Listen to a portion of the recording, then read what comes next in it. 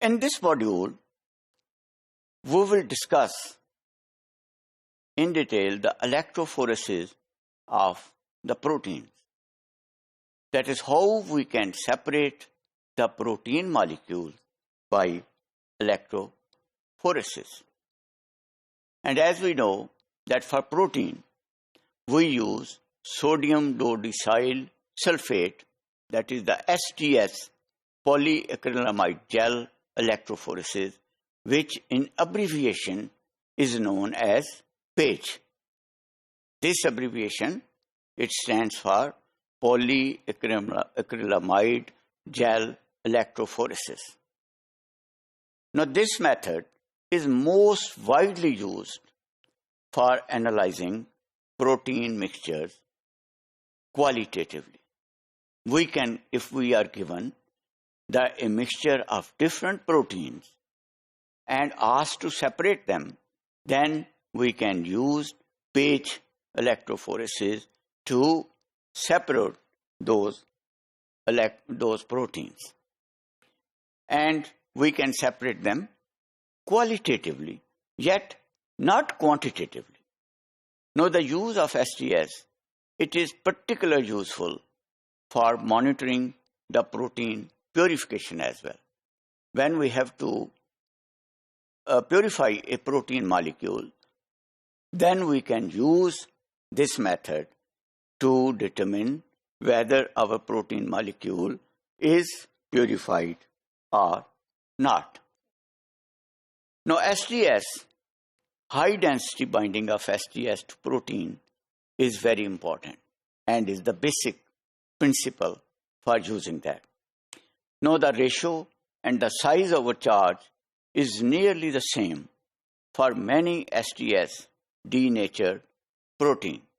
That is, size and charge, which is the ratio of these two things, is almost same for many SDS denatured protein molecules which are denatured, and therefore protein, they are separated only by length of their polypeptide chain, but not by the difference in charge.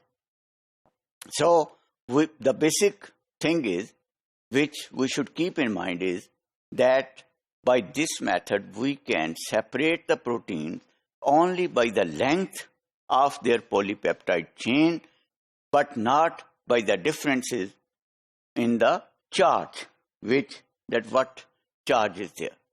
Just as shown in this diagram, that the bands, one is the positive and it is moving toward the negative, and the band in SDS gradient gel, they are usually sharper than in homogeneous SDS PAGE.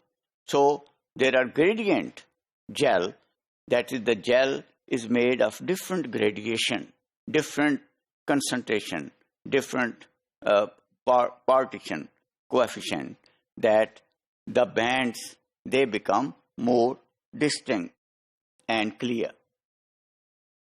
Now, the typical SDS polyacrylamide gel bands, they have been shown in this diagram, and you can see that the different protein bands, they are very clearly separated from each other and indicate their molecular weight. What is their molecular weight? The heaviest, they are at the bottom, and the lighter, they are on the top. Now, native gel electrophoresis is also very important. And when polypeptides, they retain their higher order structure and often retain enzymatic activities. One is, previously we discussed that they are denatured, but sometimes the polypeptides which are there in the native gel, they retain their enzymic activity and interaction with other polypeptide chain, that is, they maintain. Now, migration of proteins depends on many factors, which include size, shape, and the native charge. That is their size of the polypeptide, shape of the chain, and the native charge which is on them. That is actually they govern the migration of the protein. Now, native gels, they omit the SDS and reducing agent.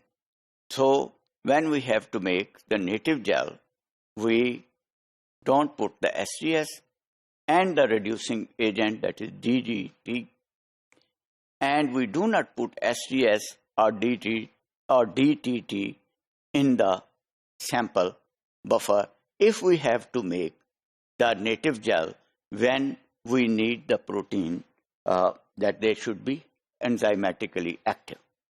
Also, we should not heat the sample.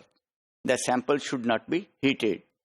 And then we prepare the gel and the tank buffer solution without SDS, because we don't put SDS in that. Now, gradient gels, they are prepared, or that is a polyacrylamide gel system. But instead of running a slab gel of uniform pore size throughout, gradient gel is formed. We make a gel where the pore size, it varies from top to bottom. And that gel is formed where the acrylamide concentration, it varies uniformly through that. Now, gradient gels normally run as SDS gels with a stacking gel. That is, the SDS gel and the stacking gel, they are used together to make the gradient gels. Another is the isoelectric focusing gels. Now, electrophoretic method that separates proteins according to their isoelectric point, because the mostly protein, they have got some isoelectric points which differ from one another. And isoelectric focusing gel, that is ideal for separation of amphoteric substances. That is, the amphoteric substances, when we have to separate them, then we have to use the isoelectric focusing gels.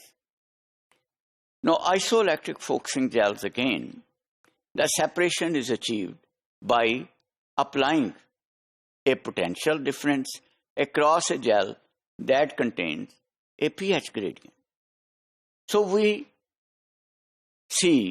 have seen that there are different types of gel which we can use to separate the protein molecules, different protein molecules, isoelectric proteins, which we can run by applying the potential difference and all these.